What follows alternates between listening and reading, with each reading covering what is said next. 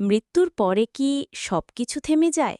না বন্ধুরা, মৃত্যুর পরে শরীরে শুরু হয় এমন সব ভয়ঙ্কর পরিবর্তন যা শুনলে গা ছমছম করে উঠবে।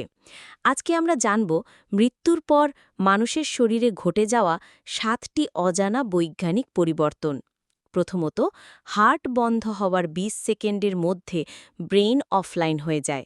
হৃৎপিণ্ড থামার সাথে সাথে মস্তিষ্কে অক্সিজেন যাওয়া বন্ধ হয়। মাত্র ২০ সেকেন্ডের মধ্যে আমাদের সচেতনতা হারিয়ে যায়। দ্বিতীয়ত, মরণোত্তর পেশি শক্ত হয়ে যায়। এটাকে বলে রিগার মর্টিস। মৃত্যু ঘটার ২ থেকে ৬ ঘন্টার মধ্যে শরীরের সব পেশি শক্ত হয়ে যায়, এমনকি চোখও বন্ধ করা যায় না। তৃতীয়ত, রক্ত নিচের দিকে জমা হয় বা লিভার মর্টিস। কারণ হার্ট তো আর পাম্প করছে না, ফলে শরীরের নিচের অংশে রক্ত জমে গাঢ় রং ধারণ করে।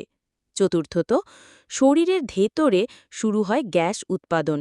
অন্ত্রে থাকা ব্যাকটেরিয়া তখনও বেঁচে থাকে, তারা শরীরের কোষ ভেঙে গ্যাস তৈরি করতে থাকে, ফলে শরীর ফুলে যায়। পঞ্চমত, ত্বক ছড়াতে শুরু করে বা স্কিন স্লিপেজ। কোষ মারা যাওয়ার ফলে ত্বক আলাদা হতে থাকে, চামড়া উঠে যায়।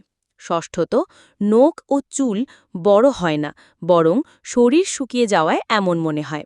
অনেকেই ভাবেন চুল নখ বড় হয়, আসলে শরীরের পানি শুকিয়ে যাওয়ায় এমন দেখা যায়। সপ্তমত, শরীরে জীবাণু আক্রমণ বা ডিকম্পোজিশন শুরু।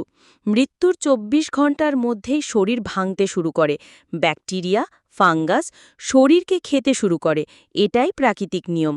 মৃত্যুর পরে এই সব প্রক্রিয়া শরীরের ভেতরে চলে, অথচ বাইরের মানুষ শুধু নিথর শরীরটাই দেখে।